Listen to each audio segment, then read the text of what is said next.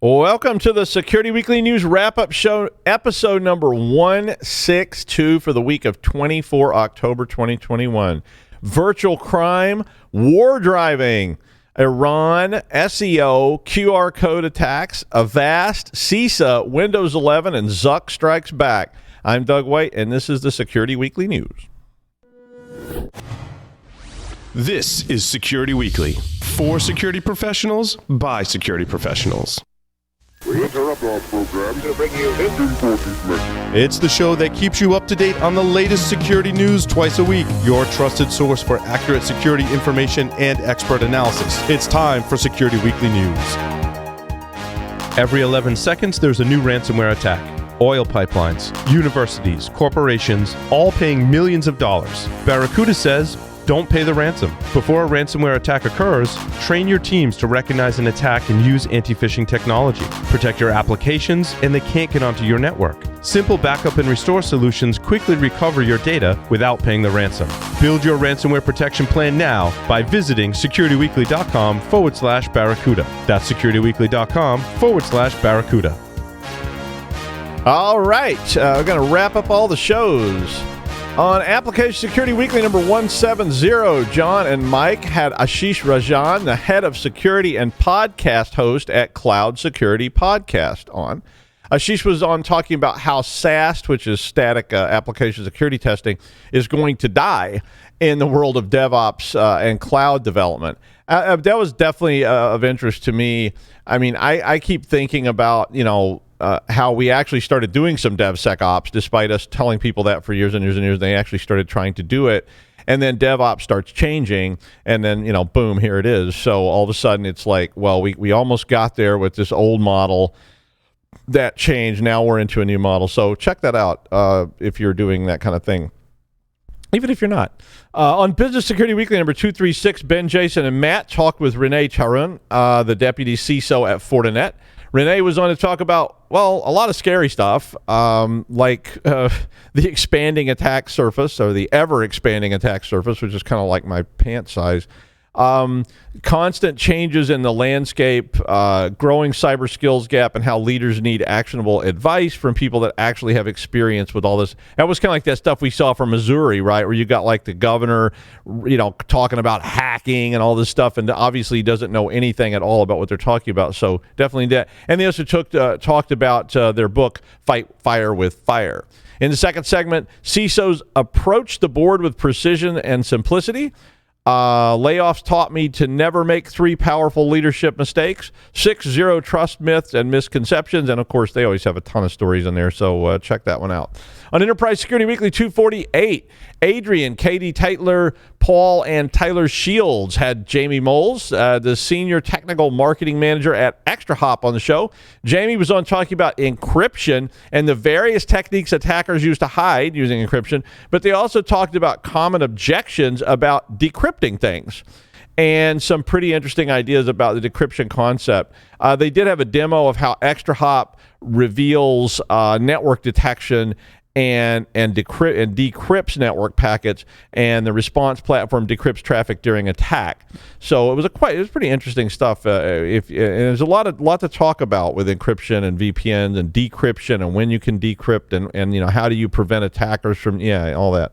On Security and Compliance Weekly number 92, Adrian, Jeff, and Tyler Robinson had Thomas Sager and Tony Sager, but it's not spelled the same, so I don't think they're related.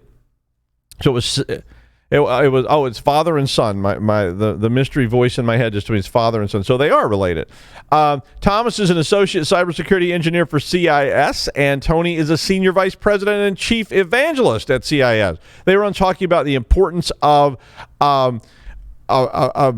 mapping security frameworks and how CIS creates and supports those mappings with real-world examples and issues. I mean, if you never use CIS, you know that they have their own models of product support. They have their own models, best practice, and so forth. So a pretty interesting segment to check out. I didn't know they were father and son. That's cool. On Security Weekly News, I guess that means the industry is maturing, right? When you get to the point where you can actually have fathers and sons in the same industry. On the Security Weekly News number 161, Jason Wood talked about Conti Ransom Gang and how they were selling access to victims, or clients as they call them, which is pretty amusing. On Paul's Security Weekly number 716, oh my. Not only was it a crazy day in the Northeast with a massive nor'easter, which knocked out all the power, it knocked out my power and my internet, and basically was like hurricane force winds. It was also the first night of the new night, which is Wednesday for Pulse Security Weekly. So a big change there. I mean, PSW's been on Thursday night so long, it's hard to imagine what to do this evening. But you know, change is always a good thing. And no, I don't know why they moved it. Something to do with sunspots, the price of bourbon on Thursdays, and a missing vintage copy of Swank magazine or something like that. I'm not sure exactly. On the first segment, Roger Grimes, data-driven defense evangelist at KnowBe4, was on. Roger was talking about how ransomware is now very sophisticated, which is certainly true, and how these sophisticated attacks typically occur. Roger was also talking about what you may want to do to prevent ransomware and how firewalls are not really the solution at this point. And I really agreed with that statement because, you know, if Burton Accounting decides to download TrickBot, the firewall isn't going to help. I mean, maybe you've got a firewall that's that sophisticated and somebody monitoring it, but, you know, I mean, honestly, it's just not going to work. Roger wrote the ransomware protection playbook, and as such, you may want to hear what he had to say about it. On the second segment, Matt Linton is a chaos specialist at Google, one of my favorite job titles. A chaos specialist at Google. Matt was going to talk about where the term incident commander came from and what it actually means. It's mostly about disaster recovery and incident response stuff. I actually knew the answer to this one when I saw the segment because I took all the training and I actually served as an incident commander in an exercise. And let me tell you, drink a bit too much the night before, walk in bleary to the exercise expecting to be a team leader that's going to basically, you know, do some simulated team activities like driving over to this other place, and then have them tell you the incident commander was killed on the way into work. Yeah, and they forgot to mention that it was part of the exercise. So I was like, wait, he's what? And they were like, oh, no, it's part of the exercise. He's not actually dead. And I was like, oh, he just wanted a day off, right? But all of a sudden, you know, I was the incident commander in a national level exercise, and that members of the Joint Chiefs and maybe the president, and one of the good presidents too, is possibly on the calls that day. It's time, you know, to go to the WC, splash some water in your face, and go out and save the simulated world, even if I did feel and look a lot more like Happy than Tony Stark. And in the third segment, of course, the news. Yeah, I know. I kind of babbled there a little bit. It's okay. I just had to sign a whole bunch of papers before I came over here. So, you know, I'm kind of like wound up. The threat of the week for me is going to have to be, you know, it's going to have to be virtual organized crime, I guess. I was thinking about this, and I always try to look at the news, and I try to think about what this week sort of caught my eye.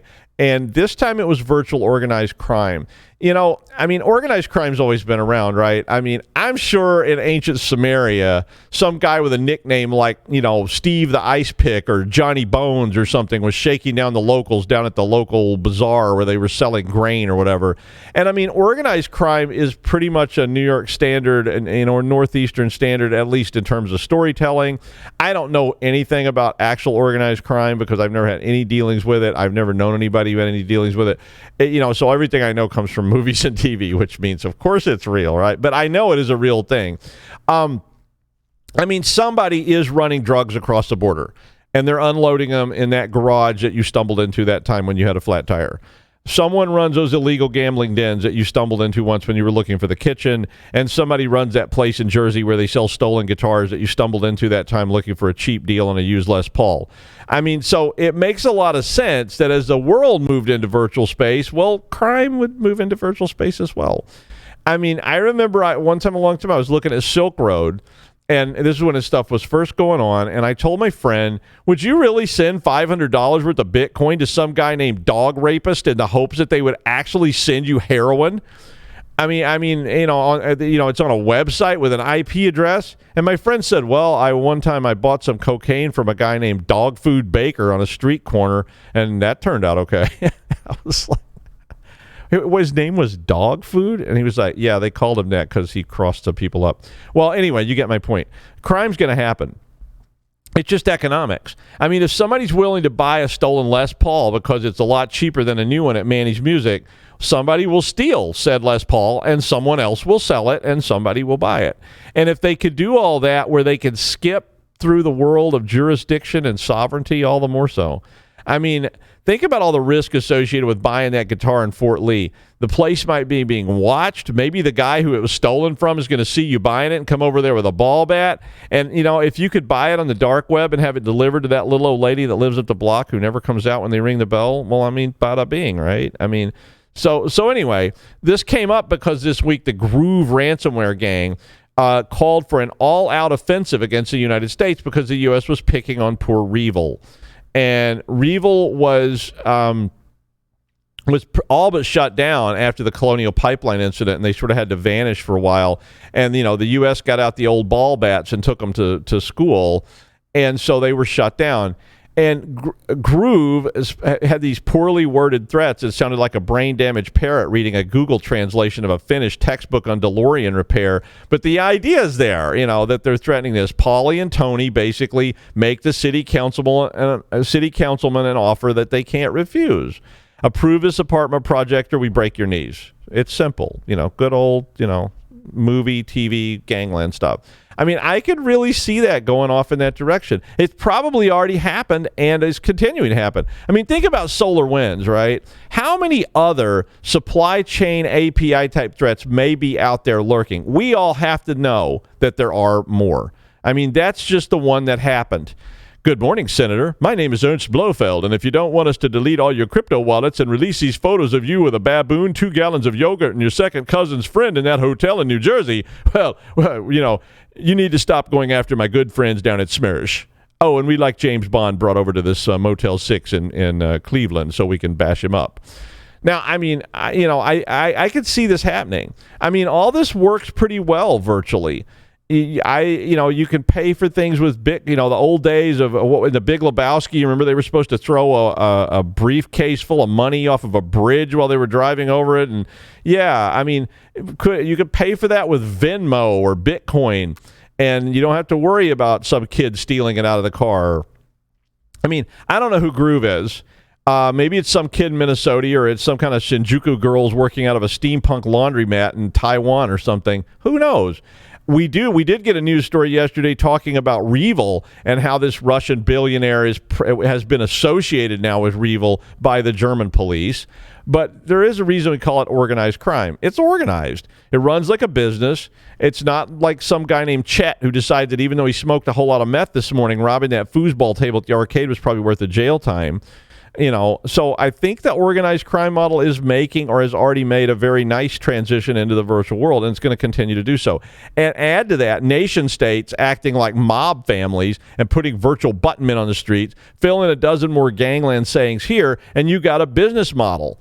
Al Capone and Tony Soprano would have loved this model. So I think this is going to escalate. And while you're going to see some headlines when nation states are being threatened by hacker gangs, but you won't see all the other behind-the-scenes actions where, Paulie Walnuts is going down to the local senator's office and saying, if you don't want these pictures put out on the internet, I think you better vote our way on this asbestos removal product. But, I mean, then again, this has been going on since cave people on one rock shook down the new guy without a tail, and so it goes. So, and now the news. I had to lead with this. Being an old wardriving fan, and even having gone so far as to fly a student around in a Cessna 150 so they could test their Yagi out from altitude, way back when we did that, I saw this article and I really found it interesting. Wardriving's been around as long as there's been any sort of Wi-Fi, and a lot of people have used it for attacks, for fun, for research, etc. But this article is talking about CyberArk and an employee named Ido Horvich. And Ido Horvich basically decided he was going to experiment with it in the modern age and found something pretty interesting in Israel. 70% of the Wi-Fi network passwords could be obtained in the Tel Aviv community where he was trying this experiment out. And now here's the thing. I mean, he did have to crack passwords, But, he was basically using good hacking techniques and outthinking the opposition and exploiting weakness. Ito found that when he moved to a new apartment and he asked one of the neighbors if he could use their Wi-Fi while he was waiting for his own Wi-Fi install to show up, they gave him their password, and it was it some unguessable string of garbage longer than the Declaration of Independence? No, it was their cell phone number. So he tested the theory that a lot of them may be like that. And so one of the things he put into his basic dictionary attack was that if he used, he could take that first part of the phone number and start guessing. And of course, if you can cut it down. So he used a $50 wireless NIC in an Ubuntu laptop. That sounds awfully familiar to me because this is exactly what we were doing in that Cessna.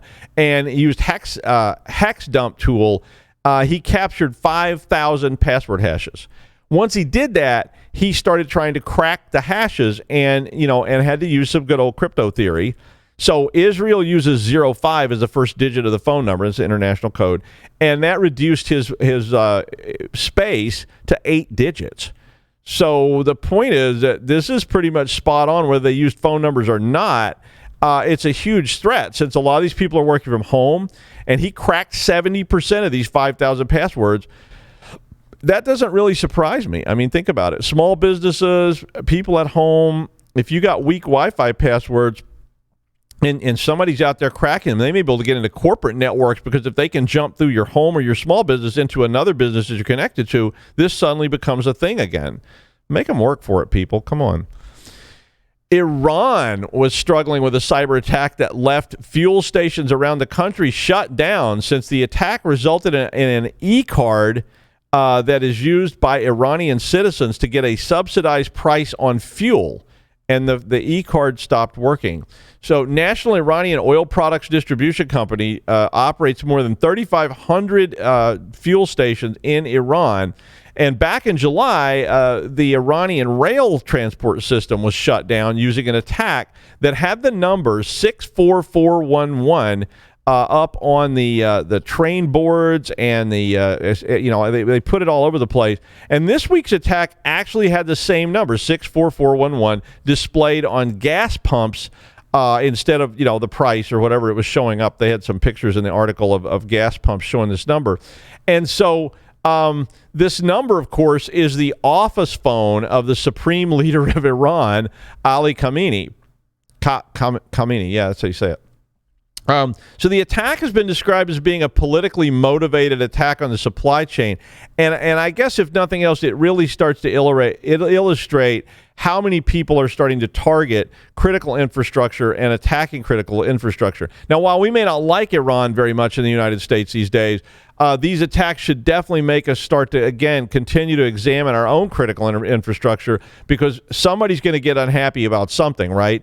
I mean, considering how easily startled and feral everyone is right now, every day you see one of these where somebody attacked a flight attendant because the flight attendant came back and said, "Oh, sir, I'm sorry, we're out of orange juice," and the person goes off the hinge. And I literally saw one yesterday where somebody broke a bunch of facial bones in a flight attendant. Seriously? I mean, I've been on planes where they came back and said the only food they had left was these fish tacos. I'm not even making that up. That was on a flight. It was on a flight from Honolulu to San Francisco, and we were way in the back of the plane, and it smelled so bad. And by the time they got back to the back of the plane, guess what? I'm sorry, sir. We're out of the chicken and we're out of the ravioli. All we have left are the fish tacos, and I'm advising you not to eat them. And nobody jumped up and started pounding on anybody. Come on. But people are very easily triggered these days. They don't put enough Jimmys on your ice cream cone, and all of a sudden you decide you're going to take out Friendlies. So I'm serious. I think we need to look at this before that continues to happen here. Menlo Security said that SEO poisoning was being used by Revil and others to drive traffic to ransomware sites as a new part of the ransomware business model. See, they have a business model now. If SEO, which is search engine poisoning, is a tactic where illicit websites, or sometimes licit, what's the opposite of illicit? Legit? Licit? Illicit? Yeah, licit. where illicit websites too are used to push the sites to the top of the Google search results, and that of course drives traffic when somebody searches for a legitimate subject. It's a lot harder now to get people to click on phishing links with all the training that they've had. But if you search for, say, how to get cat pee out of a leather sofa, do you really take the time to evaluate all the hits and make sure that the one you're going to click on is legitimate, or you just click the one at the top of the list? I mean, think about that. How many times a day do you search and click something without looking? You search, you click, and it looks official. It looks like a reasonable site. And when you click on the answer link on the page, it downloads it. So this particular attack downloads a PDF and it drops a payload on your system. Revil was using bootloader and Solar Marker backdoors to infect systems using this tactic. In two of the cases, the bad guys had hacked legit illicit WordPress sites that had good Google rankings already, and then they exploited a WordPress plugin flaw that would allow them to upload the bad PDF onto the site directory structure. So be careful. I mean, think about how many links you click today and how many of those could have been problematic. You click something, it says log in, please, and it's just that easy. Abnormal Security reported a malware campaign then that uses QR codes to sneak links in via email. It's a lot harder to detect. And again, very much like the last story, the codes are often disguised as a missed voicemail or something. And of course, because it's a QR code, the enterprise gateway scanner doesn't pick it up because there's no malicious link, there's no malicious attachment or anything like that. It's just a QR code. And again, the QR codes are basically being created by the hackers. They create new ones every day, so they're different all the time. The Better Business Bureau reported in July there was a huge uptick in complaints about scams using QR code. And since you can't tell what the code says with your eyes, it's pretty common to just scan it with your phone and not really have a lot of information about it, and then you go there. I mean, you think about that. Much like the SEO links that you click. Users are they're very used to and comfortable being given QR codes in a restaurant. I was done that the other day. Television set connection, did that one the other day. Bitcoin wallets and all those kind of things. Mobile Iron said that in their survey of 4,400 people last year, 84% of them had used a QR code recently. So again, this makes it even more difficult to spot those malicious links before you go to them. And often you're going to go there when you're trying to do something quickly, like set up your TV so you can watch Dune. I got to connect HBO Max to my TV and the QR, okay, and boom. Avast released a decryption tool that will recover some of the files encrypted by Atom Silo, Babook, and Lockfile ransomware. Avast said their key may not work with files which have unknown proprietary or no format. I don't know what no format means, but Bleeping Computer tested the Atom file tool and found that it did work pretty well on encrypted files. So despite Atom Silo and Lockfile being pretty sophisticated ransomware, it is possible to fight back a little bit, and so Avast does have a tool that's a Czech Republic-based company that makes antivirus. CISA and the NSA released guidance this week for securing cloud-native 5G infrastructure.